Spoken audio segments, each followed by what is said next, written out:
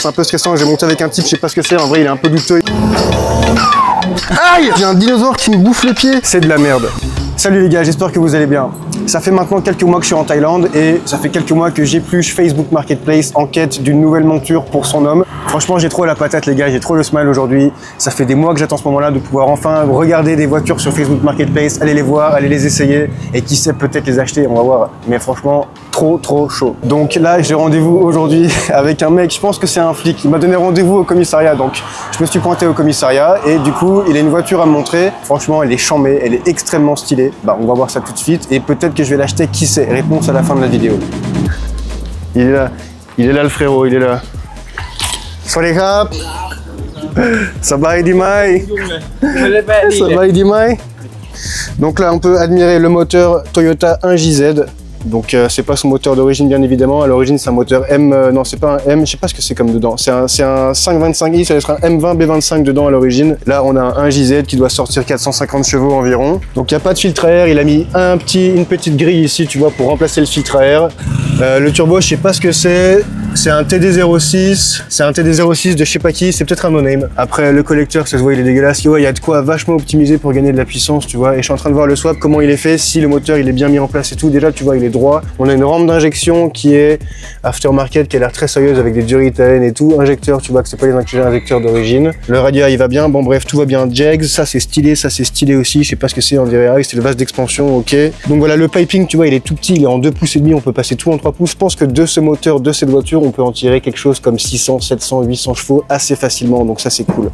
Ok, donc il a des jantes, on est sur des jantes, je sais pas, c'est des Volk. On dirait des TE37, mais je pense que c'est pas des TE37. Les pneus, je vois, regarde, si tu vois les pneus, on voit qu'ils ont frotté sur l'aile là, à balle. Il est mangé par ici, donc elle est très basse, ça veut dire. Il y a des combinés filetés dessus, je sais pas ce que c'est. J'arrive pas à voir. Franchement, elle est pas mal. Elle est, tu vois qu'elle est dans son jus sur photo. Elle avait l'air d'être en meilleur état, la peinture et tout. Mais elle reste quand même très propre pour ce que c'est. On parle d'une voiture à 3000 €, hein. 3000 € avec le 1JZ, le châssis, tout ce qu'il faut. Et c'est une voiture qui roule. Le mec, il m'a dit tous les jours, il prend 260, 280 avec pour aller au taf. Donc c'est une voiture qui roule et qui va bien, tu vois. 3000 €, c'est donné. C'est même pas le prix du moteur. Ah, il va la démarrer. Ah, tiens. Ok,เข้าใจ มีแต่เกียร์ออโต้เกียร์โอเกียร์กระปุกหายากเกียร์โอหายากมากเกียร์กระปุกนะฟิลลิ่งทำฟิลลิ่งใหม่ดี Ok, bon, bah, il n'y a pas un pet de rouille sous la voiture, il n'y a pas un pet de rouille. Regarde la taille de l'échappement. Avec un petit porte-bonheur. Qu'est-ce qu'on a là? Tempête d'eau, voltage, tempête d'huile, boîte de vitesse manuelle. Ok, l'intérieur il est pas extrêmement propre en vrai, mais ah ouais, il a d'accord, ok, il a pimpé ses aérateurs d'air, pourquoi pas. Ok, elle est pas propre de ouf à l'intérieur, mais en vrai c'est pas grave, parce que de toute façon, je sais même pas ce qu'on va en faire de cette voiture.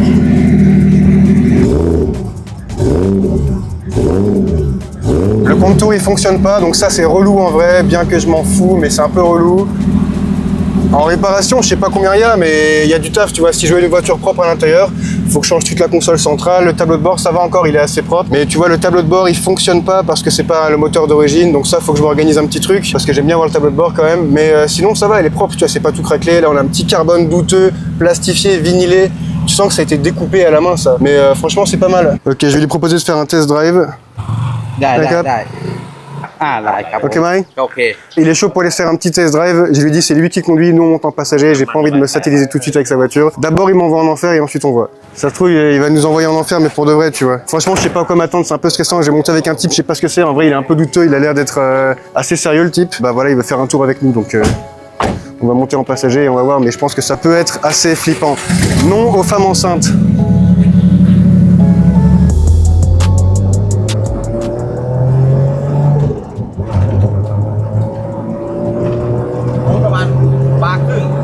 Ok, il monte la pression du turbo là. Ok, un bar.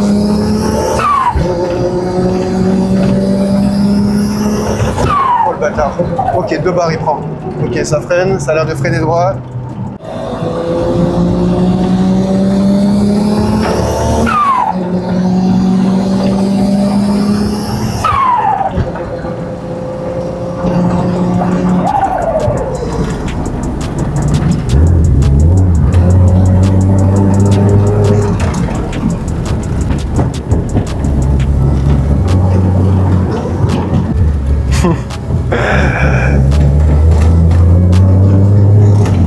Bon ok les gars, il nous a emmené faire une petite balade. Franchement c'était assez sympa, ça m'a permis de voir comment se comportait la voiture. Tu vois, quand il freine fort, je vois que ça freine droit. Quand il accélère, je vois que ça accélère. J'ai vu que là le turbo qui est dessus à l'heure actuelle il souffle à 2 bars. Le turbo il m'a l'air assez petit si on prend en considération la taille du moteur, donc je pense qu'on peut mettre un truc beaucoup plus gros à la place. Mais franchement il se conduit bien. Au niveau du suspension ça a l'air un peu ferme. Je vois que ça frotte à 2-3 endroits mais ça va.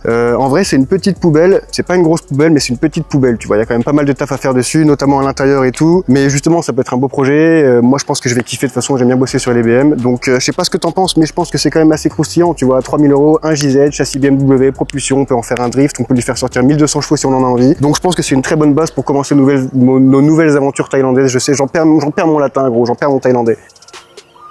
Elle est belle ou elle est pas belle?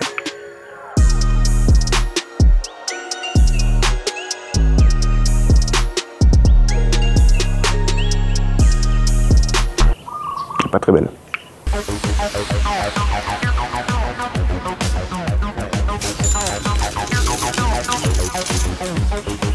Bon bah voilà, c'est fait, j'ai acheté la voiture avec succès, j'ai rempli tous les documents, je sais même pas ce que j'ai rempli, j'espère que c'est les bons papiers, qu'il n'y aura pas de galère. Mais quoi qu'il en soit, me voilà maintenant dans la voiture, en plein trafic bangkokien. Mais voilà, au moins la voiture maintenant c'est la mienne et on va pouvoir la ramener à la maison pour commencer les hostilités. Et ouais les gars, me voilà maintenant propriétaire d'une BMW E34 Swap 1JZ. Qui l'eût cru? Certainement pas moi. Je savais pas du tout que j'allais acheter une E34. Ça fait à peu près 1 mois et demi que j'ai plus les annonces Facebook Marketplace. Et je suis tombé dessus un petit peu par hasard. Moi j'avais 2 critères, je voulais un châssis propulsion et je voulais un châssis qui pouvait accueillir un 6 cylindres sans problème. Donc là on a les deux. J'avais déjà en tête de mettre un 1JZ ou un 2JZ dans la voiture, je savais pas encore exactement. Là c'est un 1JZ, ça me va très bien, c'est quasiment comme un 2JZ. À l'origine avec un 1JZ tu peux sortir déjà 600 chevaux sans l'ouvrir, juste avec un turbo et une carto, donc on a déjà une très bonne base. À l'heure actuelle le mec il m'a dit qu'elle sortait 400. Franchement ça pousse bien, ça marche bien, mais je sais pas vraiment si elle est 400. Donc je pense qu'on la passera au banc assez rapidement pour voir exactement ce que ça dit. C'est ma toute première BMW série 5, j'ai déjà eu 2 BMW E30 série 3 du coup par le passé. Donc ça c'est un châssis que je connais pas du tout, je vais devoir apprendre à le connaître et apprendre à travailler dessus. Pareil pour le 1JZ, c'est un moteur que je connais pas, j'ai jamais bossé dessus, donc je vais devoir un petit peu comprendre où sont tous les capteurs, comment est-ce qu'ils fonctionnent, et puis je vais aussi devoir comprendre comment est-ce que le mec il a fait le swap dedans. À l'heure actuelle, je sais même pas si c'est le berceau d'origine, si c'est un berceau aftermarket, je sais pas ce que c'est comme boîte, si c'est une boîte BMW, si c'est une boîte Toyota, je sais pas ce qu'il y a comme pont, comme rapport de pont, je sais même pas ce que c'est comme amortisseur. Donc voilà, tu vois, il faut que j'apprenne la voiture et que je comprends comment est-ce que c'est foutu, et ça va être un processus assez cool qu'on va faire ensemble du coup. Ce que je vais faire ensuite, c'est que je vais la mettre sur chandelle. Je vais regarder en dessous, voir quelle boîte on a, quel différentiel on a, etc. Voir s'il y a de la rouille. D'un premier abord, il n'y a pas de rouille du tout et ça c'est vraiment très cool parce que ça a tendance à rouiller. Je vois qu'il y a une petite fuite d'huile aussi, j'aimerais voir d'où est-ce que ça vient, si c'est la boîte, si c'est le moteur, et puis voilà quoi. Je me suis fait un petit plaisir tout à l'heure, j'ai acheté des outils pour pouvoir commencer à travailler sur la voiture. J'ai acheté un cric, j'ai acheté un petit set de cliquets, de douilles, j'ai acheté des chandelles, j'ai acheté un compresseur, un flexible de compresseur, des pinces, voilà, 2-3 outils, histoire de pouvoir commencer à bosser sur la voiture sans galérer. Et puis je pense que je vais acheter d'autres outils au fur et à mesure. On va s'équiper petit à petit. Donc voilà les gars, j'ai levé la voiture, je l'ai mise sur chandelle à l'aide de mon nouveau cric. Et la raison pour laquelle j'ai levé, c'est parce que j'aimerais bien qu'on sache qu'est-ce qu'on a sous la voiture. Tu vois, je sais toujours pas ce que c'est qu'on a comme boîte de vitesse. En vrai là, on a 3 options possibles. On a la W58 qui est une boîte Toyota qui est bien pas très solide parce qu'à partir de 350 Nm, elle commence à avoir des problèmes et à casser. On a la R154 qui serait ma boîte de rêve. C'est une boîte manuelle de Toyota Supra 2JZ. Ça c'est bon jusqu'à environ 650 Nm, donc ça nous permet déjà de faire pas mal de trucs sympas. Et la troisième option, c'est une boîte BMW, la boîte d'origine. Je pense que c'est une Getrag 260 sur ces modèles-là. Donc si c'est une Getrag, en vrai c'est relou parce que je vais devoir sourcer une boîte Toyota quelque part, tu vois. Mais voilà, donc ça il faut qu'on regarde ça ensemble. Il faut que je sache qu'est-ce que c'est comme frein parce que là je vois qu'on a des freins Brembo 4 pistons qui sont aftermarket, c'est clairement pas des freins BMW. Le mec ne sait pas me dire de quelle voiture ça vient, donc comment je fais si je veux acheter des disques ou des plaquettes? J'ai pas envie d'apporter au mec l'étrier, les plaquettes pour qu'il me dise ok c'est des plaquettes de ci, des plaquettes de ça. Donc voilà, j'aimerais savoir ce qu'on a. Et puis les suspensions aussi, il y a des suspensions qui sont installées sur la voiture. J'ai aucune idée de ce que c'est et le mec est pas capable de me dire non plus. Donc voilà, l'idée c'est de savoir un petit peu comment est-ce que la voiture elle est équipée. On va regarder l'huile aussi, je pense qu'on va faire une petite vidange. J'ai acheté 5 litres d'huile toute neuve parce que là j'ai regardé, en vrai c'est pas ouf tu vois, donc on va la vidanger. Et puis ensuite on fera aussi vidange de boîte, vidange de pont parce que ça c'est la base. Vidange du circuit de refroidissement aussi. Et puis voilà, histoire d'avoir une base saine pour commencer à travailler. Petite ouverture de capot façon BMW.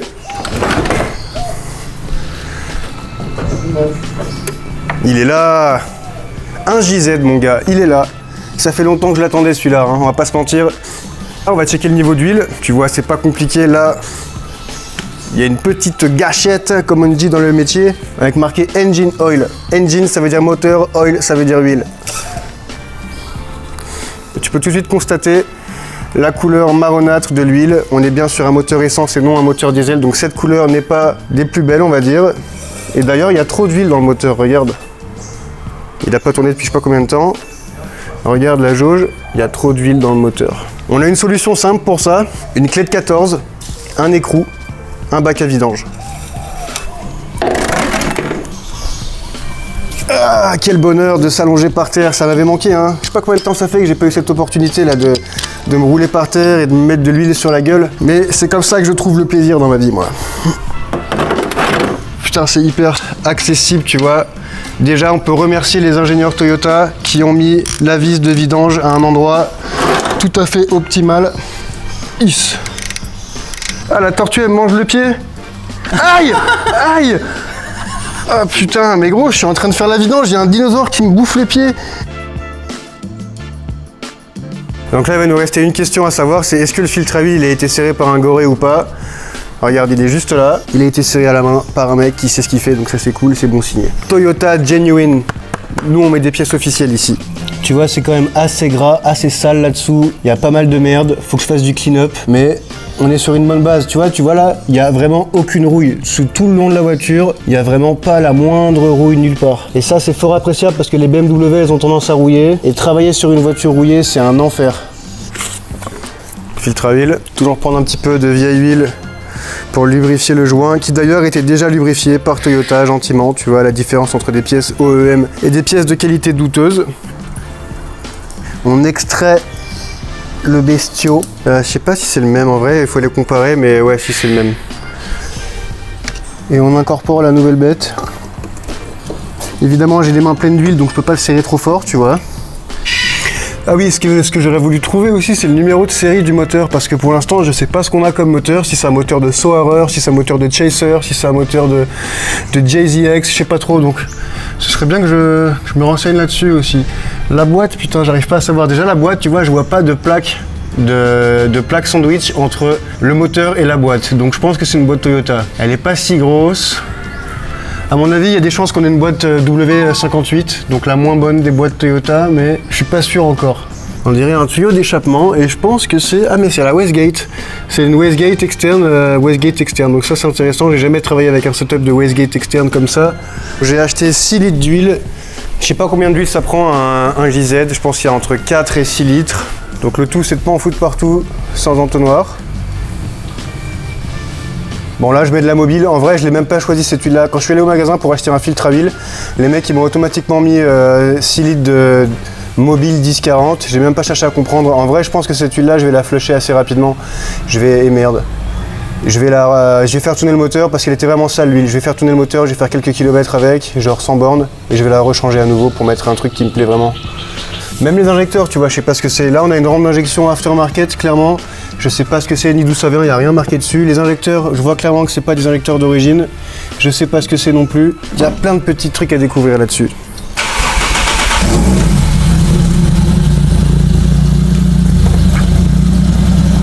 Voilà, là il chauffe tranquille. Je vais le faire un cycle de chauffe, je pense. Peut-être pas un cycle complet, mais le faire arriver à, tu vois, à température au moins.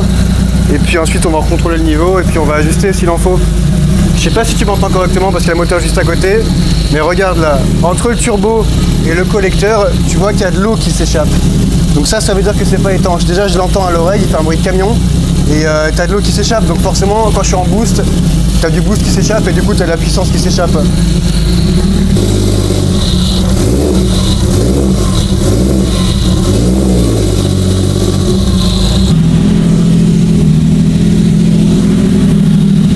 Tu vois là, sur tous les manos, t'en as aucun qui marche, tu vois. T'as la tempé d'eau qui dit 70 degrés, je sais que c'est pas vrai, elle est pas à 70 l'eau. Température d'huile, on est à 0, pression d'huile, on est à 0, et voltmètre, on est à 0 aussi. Donc en vrai, c'est un peu relou, et il faut que je m'occupe de ça, tu vois. J'ai envie de savoir toutes ces infos, quoi.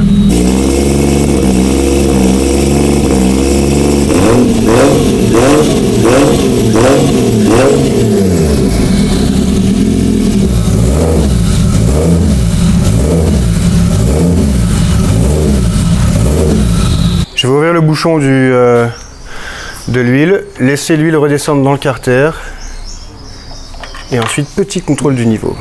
Je Je voudrais profiter de cet instant JZ pour vous dire que je suis du coup un néophyte quand il s'agit de ce moteur, je ne connais rien. Si toi tu connais les 2 JZ, les 1 JZ, fais-le moi savoir, mets-moi un petit message dans les commentaires ou sur Insta, tu peux m'envoyer un DM et j'aurai des questions pour toi. Je te remercie d'avance. Regarde, est-ce que tu vois là, on est ici, le niveau il est là. Et nous on veut être là. Sur la MX5 typiquement, tu vois, je sais qu'entre le niveau mini et le niveau maxi c'est 0,8 litres. Ça c'est une donnée que je ne connais pas, donc peut-être que ça c'est 1 litre, peut-être que ça c'est un demi-litre. On va savoir ça tout de suite. Elle est bien fluide, hein. Après il fait chaud ici, tu vois, là il fait à peu près 30-32 degrés. Et du coup je vois direct que l'huile elle est beaucoup plus fluide que quand tu fais une vidange, tu vois, et qui fait 5 degrés dehors quoi, comme j'ai fait toute ma vie d'ailleurs.